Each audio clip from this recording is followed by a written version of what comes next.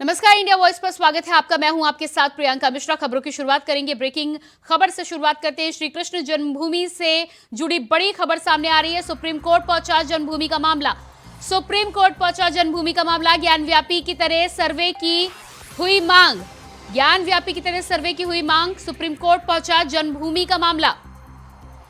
तो इस समय मथुरा से बड़ी खबर आपको बता रहे हैं। ज्ञानव्यापी की तरह ही सर्वे की मांग की गई है। बड़ा मामला यहां सामने आया है। श्री कृष्ण जन्मभूमि से जुड़ी बड़ी खबर आपको बता रहे हैं। एक तरफ ज्ञानव्यापी में लगातार एएसआई का सर्वे जारी है। हाईकोर्ट के आदेश के बाद सर्वे जारी है और ऐसे में सुप्रीम कोर्ट मथुरा जन्मभूमि का मामला भी पहुंचा है, जिसको लेकर अब ज्ञानव्यापी परिसर की तरह ही सर्वे की मांग उठी है। इस वक्त की बड़ी खबर आपको बता रहे हैं और इसी खबर पर हमारे साथ मथुरा से संवाददाता मनोहर पटेल जुड़ चुके हैं। जी मनोहर, जिस तरह से कृष्ण जन्मभूमि को लेकर आज मामला सामने आया है, जन्मभूमि का मामला आया है, सर्वेक्षण की मांग की जा रही है ज्ञानव्यापी की तरह, क्या डिटेल है बताइए। जी बिल्कुल, देखिए मैं आपको बता दूं कि आज सुप्रीम कोर्ट में सुनवाई होनी है, जिसमें कि लगातार जो कि याचिकाकर्ताओं का दौर जारी है, जिसको लेकर के अलग अलग याचिकाकर्ताओं ने मथुरा में याचिकाएं डाली थी, जिस पर निरंतर सुनवाई भी हुई थी।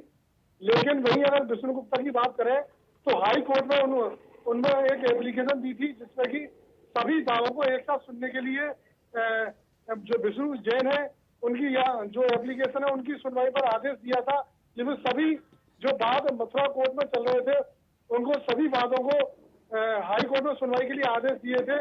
वहीं अगर बात करें तो फिलहाल जो कृष्ण पक्ष है वो सुप्रीम कोर्ट पहुंचा है। कहीं ना कहीं जो सर्वे की मांग की जा रही है, जिसको लेकर के जो पक्षकार कृष्ण जी बिल्कुल मनोहर इस जो ये मांग पहुंची है सुप्रीम कोर्ट तक, जो ये मामला पहुंचा है, इसमें हिंदू पक्ष की क्या दलील है? सर्वेक्षण को लेकर क्या उन्होंने अपना मत दिया है? क्यों सर्वेक्षण कराना चाहते हैं? जी बिल्कुल, देखिए अगर हिंदू पक्ष की अगर बात करें तो कहीं ना कहीं जो कृष्ण भक्त जो पक्षकार है उनकी ओर से साफ तौर पे कहना है कि जो 13.37 एकड़ जो भूमि है वो विवादित भूमि है पहले से ही, जो कि शाही ईदगाह मस्जिद पर कोई भी इसका कोई कागज नहीं है, ना ही कोई लिखा पढ़ी है, ना ही आज तक नगर निगम या नगर पालिका में उसका टैक्स जमा है। जी हाँ, उनकी ओर से यह बताया गया है कि यह अवैध कब्जा कर रखा है। जो अतिक्रमणकारी थे उन्होंने अवैध मस्जिद को के लिए। जी बिल्कुल मनोहर, इस तमाम जानकारी के लिए आपका बहुत बहुत शुक्रिया। तो श्री कृष्ण जन्मभूमि से जुड़ा मामला सामने आया है। यहाँ पर हमारे संवाददाता जानकारी दे रहे थे कि हिंदू पक्ष की ओर से अब ज्ञानव्यापी की तर्ज पर ही मंदिर में भी सर्वेक्षण कराने, जिस तरह से जन्मभूमि का मामला है उस पर भी सर्वेक्षण कराने की मांग उठी है, क्योंकि यहाँ पर भी विवाद लंबे समय से चलता आ रहा है। इस विवाद को लेकर भी अब कहीं ना कहीं मामला सुप्रीम कोर्ट तक पहुंच चुका है। जिस तरह से ज्ञानव्यापी में लगातार हिंदू पक्ष और मुस्लिम पक्ष की तमाम दलीलों के बाद हाईकोर्ट से आदेश आया था और एएसआई के सर्वे को मंजूरी दी गई थी। ऐसे में अब कृष्ण जन्मभूमि का जो मामला है, जन्म स्थान का जो मामला है, वो लेकर सुप्रीम कोर्ट में मामला गया। अब देखना यह होगा कि आज सुनवाई के बाद क्या कुछ निकल कर सामने आता है।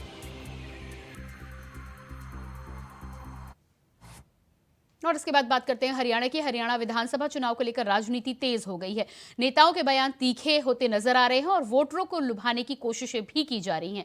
कांग्रेस राज्यसभा सांसद रणदीप सुरजेवाला का एक वीडियो सोशल मीडिया पर वायरल हो रहा है, जिसमें वो भाजपा के वोटरों और समर्थकों को राक्षस बता रहे हैं। इतना ही नहीं, उन्होंने तमाम कार्यकर्ताओं को श्राप तक दे दिया। वहीं इस पर अब सियासत तेज हो गई है, जिस पर हरियाणा के सीएम मनोहर लाल खट्टर ने कहा है कि ऐसी अभद्र भाषा का प्रयोग करने के बारे में केवल राक्षस प्रवृत्ति के परिवार में जन्मा व्यक्ति ही सोच सकता है।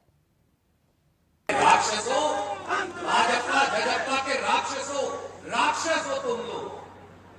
भारतीय जनता पार्टी को जो वोट देता है और भारतीय जनता पार्टी का जो समर्थक है वो राक्षस प्रवृत्ति का व्यक्ति है। मैं आज महाभारत की इस धरती से श्राप देता हूं। अगर पूछना है तो उस बच्चे के, उस बिटिया के, उस बेटे के माँ बाप से पूछो, तो कहता मौका तो दो, नौकरी मत देना। जब मिलेगी मिल जाएगी यार, पेपर में बैठने की इजाजत तो दो। ने एक बयान दिया है कि बीजेपी और जेजेपी को जो वोट देते हैं, जब नेता हैं वो भी कहीं ना कहीं रक्षक बनेंगे।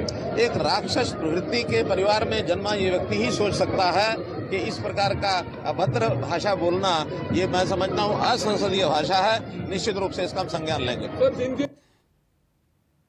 विभाजन विभीषिका स्मृति दिवस पर पीएम मोदी ने ट्वीट किया है, जहां ट्वीट कर उन्होंने विभाजन विभीषिका स्मृति दिवस पर उन तमाम भारतवासियों को श्रद्धापूर्वक स्मरण किया है जिनका जीवन देश के बंटवारे की बलि चढ़ गया। इसके साथ ही यह दिन उन लोगों के लिए कष्ट और संघर्ष की भी याद दिलाता है जिन्होंने विस्थापन का दंश झेला है। ऐसे सभी लोगों को मेरा शत शत नमन। तो प्रधानमंत्री ने अपने ट्विटर हैंडल से ये ट्वीट किया है और तमाम देश के शहीदों को बंटवारे के समय जिन्होंने अपनी जान गंवाई उनको नमन किया है।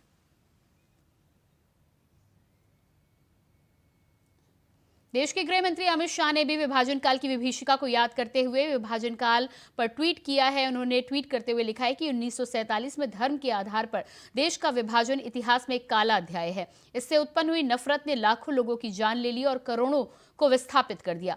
देश को इसकी भारी भरकम कीमत चुकानी पड़ी और कई लोग आज भी इस विभीषिका का दंश झेल रहे हैं। आज विभाजन विभीषिका स्मृति दिवस पर उन सभी लोगों को नमन करता हूं जिन्होंने विभाजन के कारण अपनी और अपने परिजनों की जान गंवाई।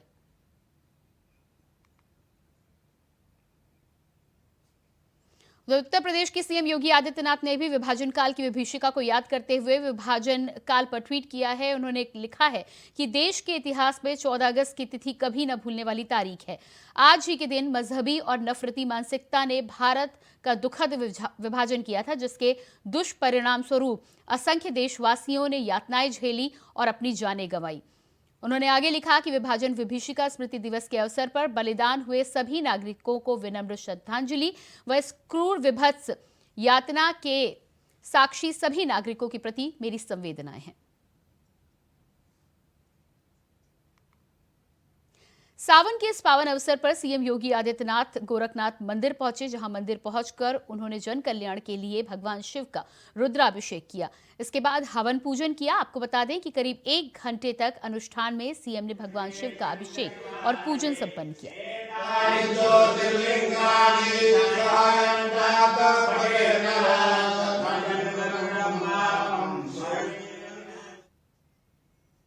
सावन के इस पावन अवसर पर सीएम योगी आदित्यनाथ गोरखनाथ मंदिर पहुंचे, जहां पर मंदिर पहुंचने के बाद उन्होंने श्रद्धालुओं के साथ फरियादियों से भी मुलाकात की, फरियादियों की समस्याएं सुनी और उनकी समस्याओं के निपटारे को लेकर उन्हें आश्वासन भी दिया।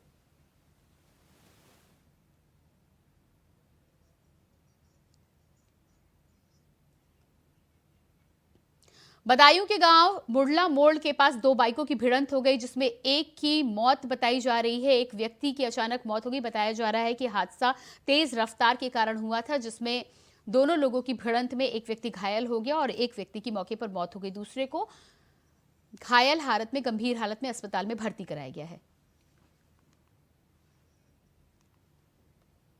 ललितपुर में टमाटर से भरे ट्रक में भीषण आग लग गई, जहां अज्ञात कारणों के चलते ट्रक में आग लगी है। आपको बता दें कि आग लगने के बाद किसी तरह से ट्रक के ड्राइवर और क्लीनर ने कूदकर अपनी जान बचाई। मामला बिरघा चौकी क्षेत्र के बमरौला का बताया जा रहा है।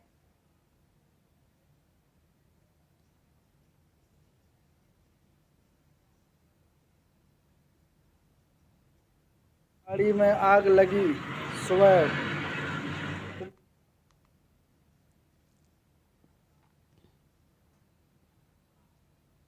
हापुड़ में पुलिस का ऑपरेशन क्लीन जारी है, तो वहीं कोतवाली पुलिस की बदमाश से मुठभेड़ हो गई। आपको बता दें कि चेकिंग के दौरान पुलिस और बदमाश की मुठभेड़ हुई, जिसमें 25,000 रुपए का इनामी बदमाश असद घायल हो गया, जो कि लूट के मामले में हापुड़ से वांछित चल रहा था, जिस पर लूट, चोरी, हत्या का प्रयास और आर्म्स एक्ट के करीब 1 दर्जन से अधिक मुकदमे दर्ज हैं।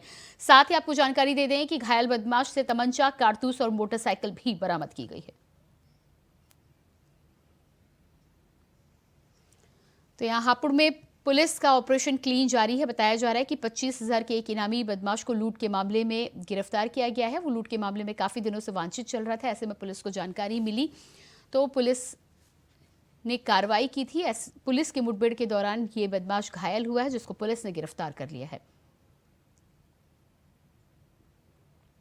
तो हापुड़ में लगातार जितने भी बदमाशों पर पुलिस की नजर इस समय पैनी नजर आ रही है। ऑपरेशन क्लीन के जरिए लगातार इस तरह के बदमाशों और लूटपाट करने वाले गिरोह पर पुलिस अपना शिकंजा कसती नजर आ रही है।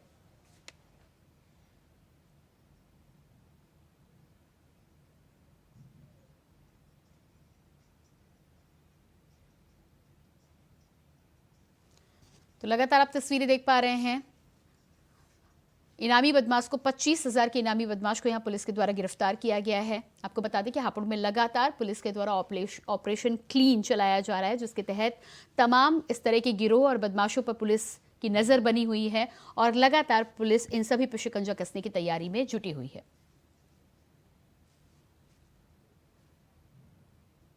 और इसी खबर पर हमारे साथ संवाददाता शक्ति ठाकुर जुड़ चुके हैं। जी शक्ति, क्या था पूरा मामला, जानकारी दीजिए। बिल्कुल, आपको बता दें 25,000 का इनामी बदमाश अरशद है जो पुलिस मुठभेड़ के दौरान गोली लगने से घायल हुआ है। आपको बता दें इसने कुछ माह पहले हापुड़ कोतवाली क्षेत्र में एक लूट की घटना को अंजाम दिया था और उस मामले में ये लगातार वांछित चल रहा था। कल देर रात जब गढ़मुक्ति से पुलिस चेकिंग कर रही थी तभी ये बाइक सवार बदमाश पुलिस को दिखाई देता है। पुलिस रोकने का प्रयास करती है तो ये पुलिस टीम पर फायरिंग करता है। उसके बाद जवाबी कार्रवाई में बदमाश असद को गोली लगी है। 25,000 का इनामी है। इसकी कब्जे से एक चोरी की बाइक, तमंचा और अन्य सामान बरामद किया गया है। जी बिल्कुल, जिस तरह से हापुड़ में पुलिस के द्वारा ऑपरेशन क्लीन चलाया जा रहा है, क्या इस तरह की गिरोह पर लगातार पुलिस शिकंजा कस रही है, क्या कार्रवाई जारी है वहां पर? जी बिल्कुल, आपको बता दें हापुड़ एसपी अभिषेक वर्मा के निर्देश पर सभी थाना क्षेत्रों में लगातार बदमाशों की कॉमिंग की जा रही है, लगातार बदमाशों की धरपकड़ की जा रही है, लगातार नए पुलिस खुलासे कर रही है। आपको बता दें अभी 2 दिन पहले ही 3 साथी ठग पकड़े थे जो करोड़ों रुपए का चूना लगा चुके थे। अभी तक कई राज्यों के लोगों को उन्होंने ठगी का शिकार बनाया था और लगातार पुलिस मुठभेड़ भी देखने को मिल रही है। तो कहीं ना कहीं हापुड़ एसपी अभिषेक वर्मा के निर्देश पर सभी थानों की पुलिस बदमाशों के साथ मुठभेड़ कर रही है, उनकी गिरफ्तारी कर रही है, उनकी धरपकड़ कर रही है। जी बिल्कुल, जिस तरह से असद के बारे में आपने जानकारी दी कि 25,000 का इनामी था, क्या इस तरह के और लोगों को लेकर भी पुलिस ने जानकारी दी है जिन पर कार्रवाई करने के लिए अब पुलिस लगातार काम कर रही है?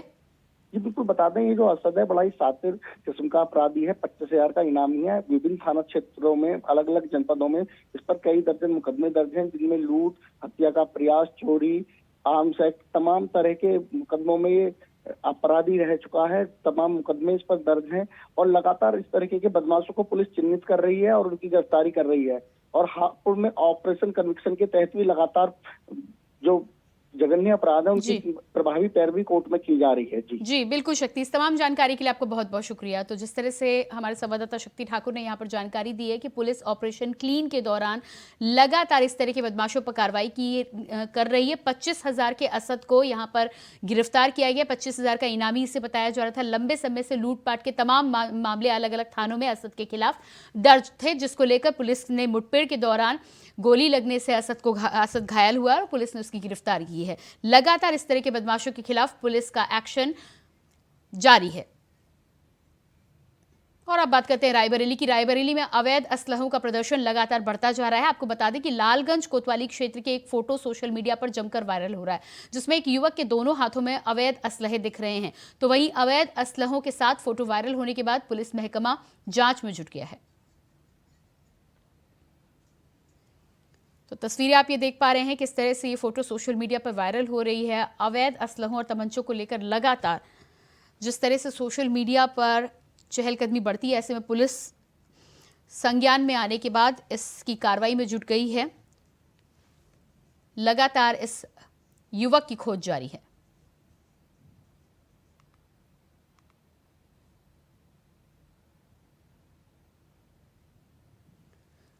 भारत चीन के बीच 19वें दौर की वार्ता, दोनों के बीच कोर कमांडर स्तर की वार्ता। इस वक्त की अहम खबर आपको बता रहे हैं, करीब 4 महीने बाद हो रही है बातचीत।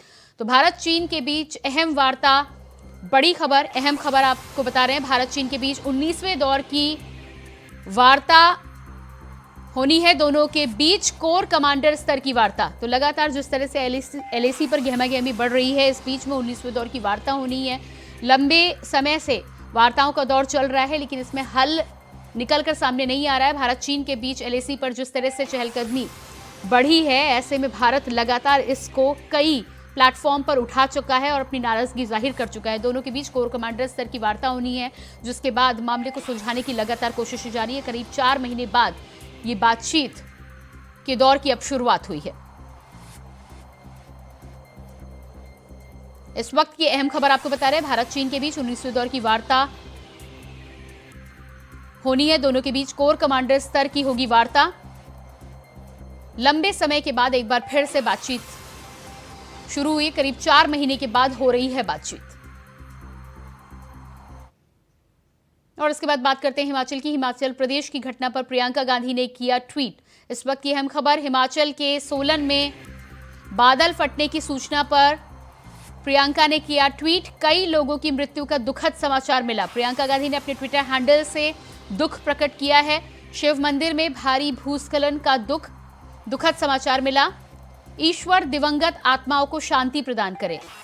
तो हिमाचल में जिस तरह से बादल फटने से लोगों की मौत का समाचार आया था, ऐसे में शिव मंदिर में भारी भूस्खलन पर दुख प्रकट किया है प्रियंका गांधी वाड्रा ने। साथ ही साथ हिमाचल प्रदेश के सोलन में बादल फटने की सूचना मिलने के बाद वहां के तमाम लोगों के प्रति अपनी संवेदनाएं प्रियंका गांधी ने व्यक्त की है। तस्वीर आप देख पा रहे हैं, अपने ट्विटर हैंडल से ये संवेदना प्रियंका गांधी ने व्यक्त की है। शोक संतप्त परिजनों के प्रति मेरी गहरी संवेदनाएं हैं। प्रियंका ने अपने ट्विटर हैंडल में शिव मंदिर में भारी भूस्खलन का दुखद समाचार मिला और तमाम लोगों के प्रति अपनी संवेदनाएं व्यक्त की है। उत्तर प्रदेश में सोलन में बादल फटने से जो हादसा हुआ है, ऐसे में दिवंगत आत्माओं को शांति प्रदान करें। विवाह के नाम पर ठगी के मामले में लगातार बढ़ते जा रहे हैं। संभल के चंदौसी आलमपुर गांव में शादी का झांसा देकर ठगी का मामला सामने आया है।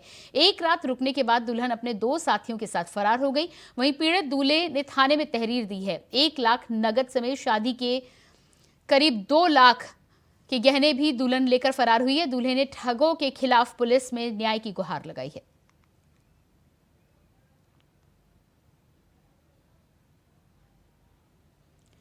तो तस्वीरें आप ये देख पा रहे हैं, शादी की तस्वीरें बताई जा रही हैं। बताया जा रहा है कि दुल्हन 1 रात रुकी और 1 रात रुकने के बाद 1 लाख नगद के साथ गहने व अन्य सामान लेकर फरार हो गई।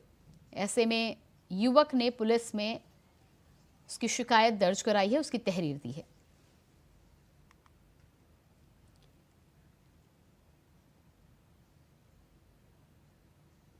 तो तस्वीरें आप देख पा रहे हैं, यहाँ पर शादी के बाद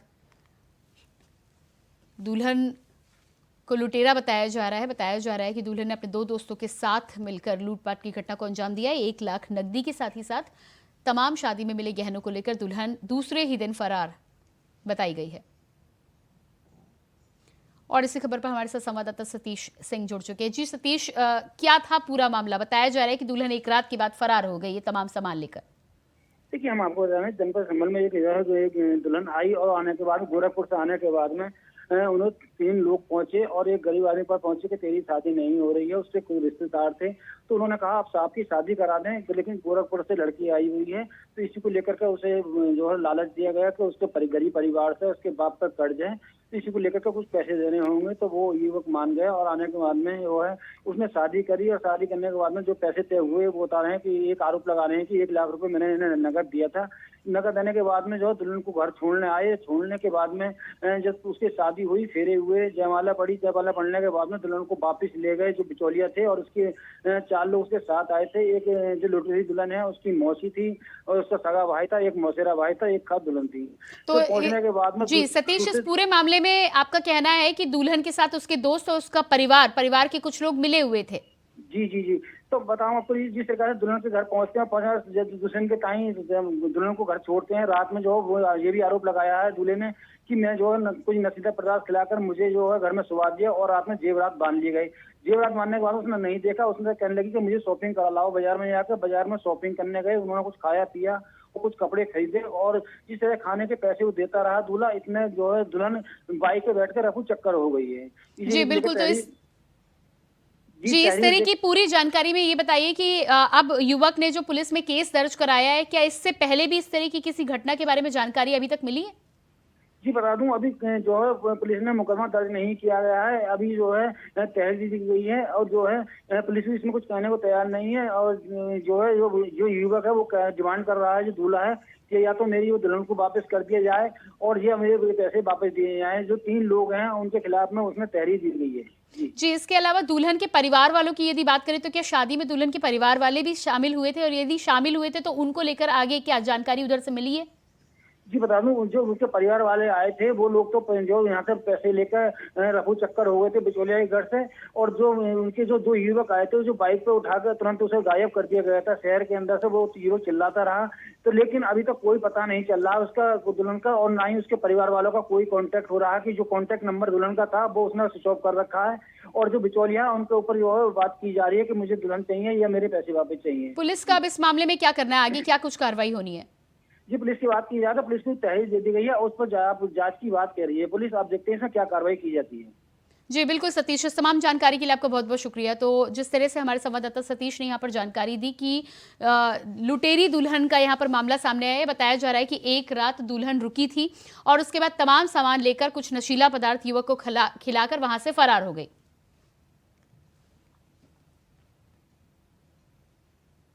बात करते हैं अगली खबर की। भारतीय जनता पार्टी की राजस्थान इकाई के प्रभारी प्रहलाद जोशी ने रविवार को प्रदेश कांग्रेस सरकार को भ्रष्ट करार दिया है। उन्होंने आरोप लगाया कि मुख्यमंत्री अशोक गहलोत के नेतृत्व वाली सरकार के कार्यकाल में रोजाना नए नए घोटाले और बलात्कार के मामले सामने आ रहे हैं। राजस्थान की जो जनता है वो पूरा उनको समझ है कांग्रेस पार्टी क्या है, कांग्रेस पार्टी इस 5 वर्ष में क्या क्या, 4.5 वर्ष में क्या क्या किया है वो सब जानते हैं। अत्यंत भ्रष्ट सरकार देश में है तो अभी राजस्थान है। अत्यंत बलात्कार ज्यादा होने का प्रदेश कई है तो राजस्थान है। Paper leak more than 16 time paper leak हो गया है और किसी के ऊपर शुरुआत में तो एक्शन भी नहीं हुआ। हर बार मुख्यमंत्री समर्थन करने का कोशिश करते हैं। तो ये व्यक्ति अभी मोदी जी को बोल रहे हैं, ये तो एक तरह अपहास्य है, ये तो हास्यास्पद है। देहरादून के माल देवता में आपदा आने से कहीं बिल्डिंग गिरी तो कहीं पार्किंग में खड़ी कारें जलमग्न हो गई। पूरे इलाके में आपदा जैसे हालात बन गए हैं। इसमें दून डिफेंस कॉलेज की बिल्डिंग भी जमींदोज हो गई है। लोगों के घरों में मलबा घुस गया है और जनजीवन अस्त व्यस्त हो गया है। तो ये तस्वीरें आप देख पा रहे हैं, दून डिफेंस कॉलेज की तस्वीरें बताई जा रही हैं। यहां पर बताया जा रहा है कि नदी उफान में होने के चलते ताश के पत्तों की तरह यह इमारत ढह गई।